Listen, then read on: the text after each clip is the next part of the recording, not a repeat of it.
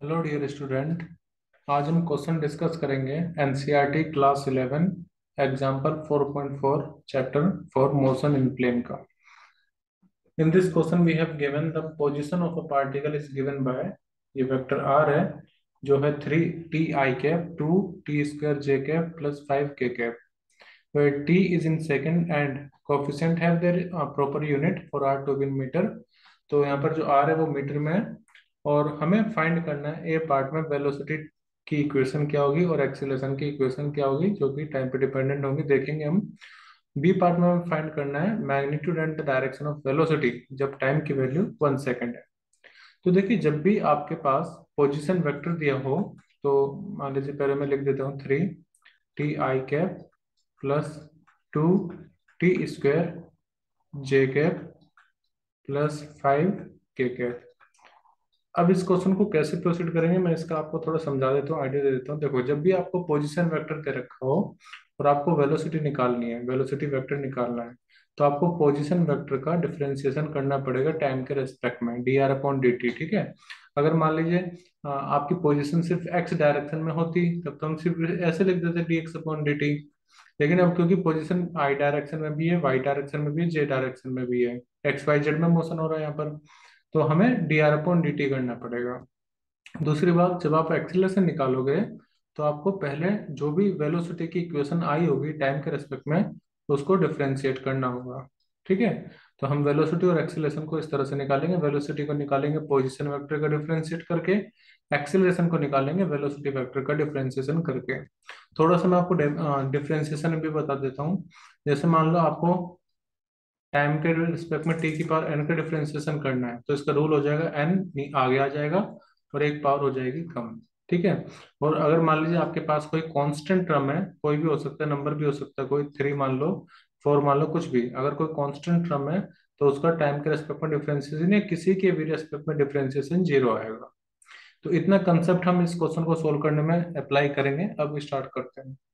तो position vector है, velocity vector निकालना है, तो dr/dt कीजिए, यानी कि d/dt पोजीशन वेक्टर आप लिख लीजिए 3 t i cap plus 2 t² j cap plus 5 k cap. अब देखिए, हम ना इंडिविजुअल टर्म का डिफरेंशिएशन करेंगे, मतलब 3 t का, 2 t का और 5 का। अच्छा, यहाँ पे 2 t² है तो वेलोसिटी इक्वल टू कितना हो जाएगा, v वेक्टर आ जाएगा। पहले जब आप डिफरेंशिएशन करोगे 3 t का, तो चलो मैं इसका करके दिखा देता हूँ। ये आ जाएगा 3 t, और आई कैप का आपको कुछ छेड़ना नहीं है, उसको ऐसे ही रहने दो। फिर d/dt 2 t² j cap plus d/dt 5 k cap. ठीक है।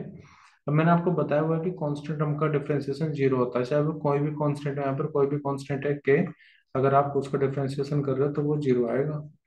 तो यहाँ पर 3 है तो 3 का तो डिफरेंशिएशन होगा नहीं, इसको हम ऐसे लिखेंगे dt/dt, और ये आई कैप प्लस, यहाँ पर टू कांस्टेंट है उसको बाहर निकालो, ये बचेगा t/2/dt, और ये आ जाएगा जे कैप प्लस, देखो 5 है कांस्टेंट, उसका डिफरेंशिएशन कितना आ जाएगा, zero.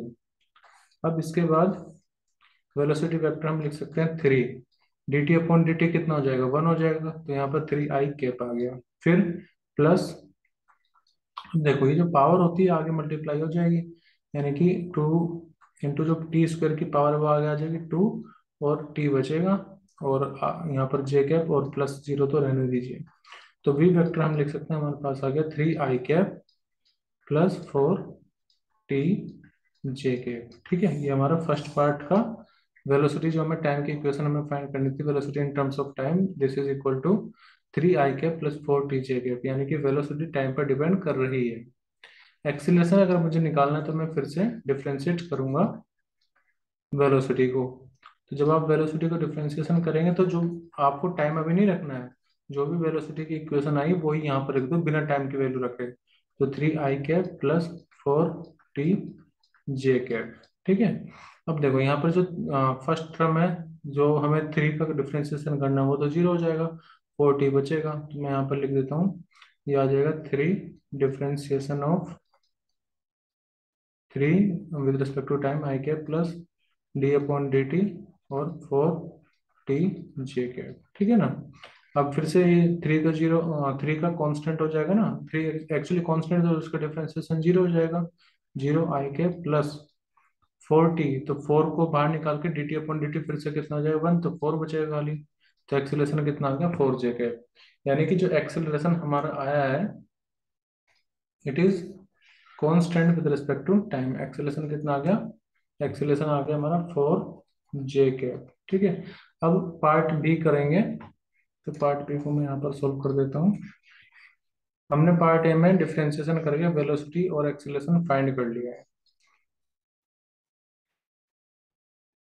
Now in second part, तो ए पार्ट का हमारा आंसर वेलोसिटी हो जाएगा ये, और एक्सीलरेशन हो जाएगा 4j के। एक्सीलरेशन एक्चुअली टाइम पे डिपेंड नहीं कर रहा, कांस्टेंट है। अब निकालते हैं वेलोसिटी जब टाइम की वैल्यू 1 सेकेंड है, क्योंकि हमें बहुत बोला है उसका हमें मैग्नीट्यूड डायरेक्शन निकालनी जब टाइम की वैल्यू 1 है। तो जो आपकी वेलोसिटी की इक्वेशन आई थी 3i + 4t j कैप, मैं यहाँ पर टी की जगह पर 1 रख दूंगा, तो 3i कैप + 4 × 1 j कैप। यानी कि जो वेलोसिटी की इक्वेशन आ जाएगी जब टाइम की वैल्यू 1 है वो आ गया 3i कैप + 4j कैप। इसका मतलब ये है कि जो एक्स कोऑर्डिनेट है वेलोसिटी का वो 3 है, और जो वाई कोऑर्डिनेट है वेलोसिटी का वो 4 है। यानी कि जो पार्टिकल की वेलोसिटी है वो सिर्फ एक्स वाई प्लेन में है। हालांकि पार्टिकल एक्स वाई जेड में मूव करेगा क्योंकि आई कैप जे कैप के कैप तीनों है, लेकिन उसकी जो वेलोसिटी है वो सिर्फ एक्स वाई प्लेन में है, और उसका जो एक्सीलरेशन है वो सिर्फ वाई डायरेक्शन में है। ठीक है, अब निकालते हैं वेलोसिटी का मैग्नीट्यूड। तो मैग्नीट्यूड निकालेंगे, जो भी कंपोनेंट होते हैं हम उसका स्क्वायर करके ऐड करते हैं, यानी कि 3 का स्क्वायर + 4 का स्क्वायर। ठीक है, तो 3 3 जा 9 और 4 4 जा 16। तो वेलोसिटी का मैग्नीट्यूड हमें फाइंड करना है। ठीक, तो वेलोसिटी आपकी है 25, और यहाँ पर √25 = 5 मीटर पर सेकेंड। ओके, वेलोसिटी आ गई। अभी मैग्नीट्यूड निकल गया तो डायरेक्शन निकालेंगे। देखो आप इसको ऐसे समझो कि आपकी जो वेलोसिटी है वो एक्स डायरेक्शन में कितनी है 4, और वाई डायरेक्शन में उसका मैग्नीट्यूड कितना है, सॉरी एक्स एक्सिस में है 3 और वाई एक्सिस में कितना है 4। तो आपको निकालना है डायरेक्शन। ठीक है, तो बस आपको करना क्या, हमारे ये नेट वेलोसिटी है, यहाँ पर ये एंगल थीटा, तो टेन थीटा को आप ऐसे लिख सकते हैं ना, परपेंडिकुलर अपॉन में बेस। परपेंडिकुलर, परपेंडिकुलर में क्या है वी वाई, बेस में क्या है एक्स वी एक्स, यानी कि 4/3। और आपको तो थीटा निकालना है, तो थीटा की वैल्यू कितनी हो जाएगी, tan−1 4/3। तो थीटा इक्वल टू कितना आ जाएगा, tan−1 4/3। ठीक है, आप अपना आंसर इतना भी छोड़ सकते हैं, tan−1 4/3। इसी को हम लिख सकते हैं कि थीटा की वैल्यू आ जाएगी 53 डिग्री। ये कैसा आएगी मैं भी आपको बताता हूँ। ठीक है, तो इस तरह से हमने ये सॉल्यूशन किया है। तो आपको मैं थोड़ा सा ये बता देता हूँ कि जो मैंने 53 लिखा है ये कैसे लिखा है। आई होप कि क्वेश्चन आपको ये समझ में आया होगा। अब कुछ एक्स्ट्रा चीजें मैं आपको बता देता हूँ इसके बारे में, जो भी हम यहाँ से कंक्लूजन निकाल सकते हैं, क्योंकि हो सकता है वो जो भी आप सीखो आप और क्वेश्चन में अप्लाई कर दो।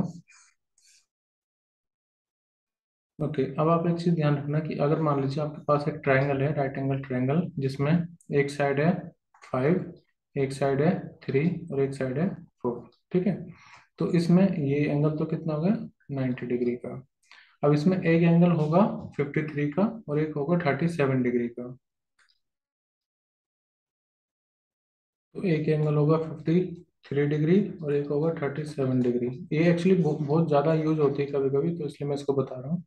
अब 3 के सामने जो एंगल होगा वो छोटे वाला होगा, यानी कि इसको मैं लूंगा 37 डिग्री, और 4 के सामने बड़ा वाला एंगल होगा यानी कि 53 डिग्री। अब यहाँ से सब वैल्यू मैं आपको बता दूंगा। तो देखो ये एक तरह से हाइपोटेनियस, ये परपेंडिकुलर और ये बेस, तो साइन थीटा इक्वल टू कितना होता है। पहले मैं इस एंगल की बात कर लेता हूँ, तो साइन 37 की वैल्यू हम यहाँ से लिख सकते हैं परपेंडिकुलर अपॉन हाइपो, यानी कि 3/5। ठीक है, तो साइन 53, साइन 37 की वैल्यू कितनी हो जाएगी 3/5। इसी तरह से अगर मैं कोस 37 लिखूं तो वो होता है बेस अपॉन हाइपो, बेस मतलब 4, और यहाँ पर हाइपो कितना है 5। तो कोस 37 की वैल्यू भी हमने लिख ली है 4/5। अब अगर आप इस एंगल को कंसीडर करोगे 53 वाले को, तो उसके लिए परपेंडिकुलर ये हो जाएगा, बेस ही हो जाएगा। तो वहां पर साइन 53 के लिए आ जाएगा परपेंडिकुलर अपॉन में हाइपो यानी कि 4/5। और इसी तरह से आप लिख सकते हो कॉस, वैसे भी वैल्यू इंटरचेंज हो जाती है, 91 cos 90 minus theta sine theta हो जाता है। तो यहाँ पर मैं अगर कॉस 53 के लिए लिखूँ तो कॉस 53 के लिए जो वैल्यू आएगी वो वही होगी जो 37 के लिए रही होगी, यानी कि 3/5। तो इन वैल्यू को आप याद रखें क्योंकि ये काफ़ी ज़्यादा काम आती है। अब देखो जैसे यहाँ पर टेन इनवर्स 4/3 आया है, तो मैं यहाँ से टेन थीटा की वैल्यू भी निकाल सकता हूँ। 4/3 मतलब आपका बेस, मैं एंगल ये अगर लूँ तो परपेंडिकुलर ये हो जाएगा, बेस ये हो जाएगा, तो परपेंडिकुलर अपॉन बेस मतलब 4/3। तो ये वाला एंगल लिया ना मैंने 53, तो यहाँ पर मैं लिख सकता हूँ टेन इनवर्स इक्वल टू 4/3, और ये किसके बराबर हो जाएगा, एंगल 53 के, जो कि मैंने आपको यहाँ पर बताया है। तो ये कुछ एक्स्ट्रा चीजें थी, हालांकि इस क्वेश्चन से अगर आप यहाँ पर भी आंसर ला करके छोड़ दो तब भी आपको पूरे नंबर मिलने चाहिए। आई होप कि ये सब चीजें आपको समझ में आया होगा। फिर भी अगर आपको कोई डाउट है तो आप मुझे कमेंट करके बता सकते हैं, और अगर आपका कोई भी डाउट है तो आप मुझे अपना क्वेश्चन सेंड कर सकते हैं, मैं उस पर एक डिटेल वीडियो बना करके अपलोड करूंगा। Good bye and keep studying. Thank you everyone.